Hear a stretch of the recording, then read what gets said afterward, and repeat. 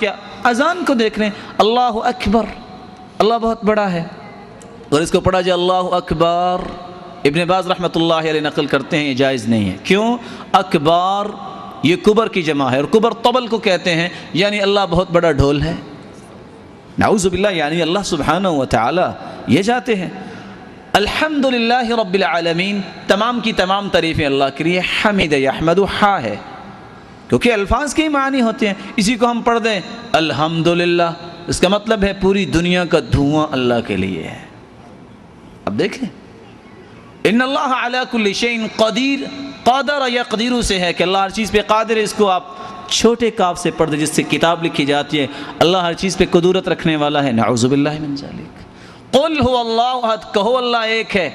اب قال یقول سے قل امر ہے، اللہ کی توحید ہے، اور کہا جائے قل هو اللہ احد، اکل یاکل سے بھی کل، کھاؤ اللہ ایک ہے۔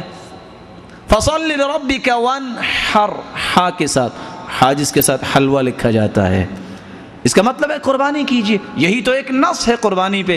اس کو پڑھیں فصل لربک وانحر۔ میں ایک مثال پیش کر رہا ہوں، کیا مطلب ہوگا؟ میرے پیارے پیغمبر اپنے رب کی نماز پڑھیے اور اپنے رب کو ڈانٹیے۔ ہاں، نہارا ینہر، اما السائل فلا تنہر، قرآن میں آیت ہے، جب سوالی آئے تو ڈانٹیے نہ، بلکہ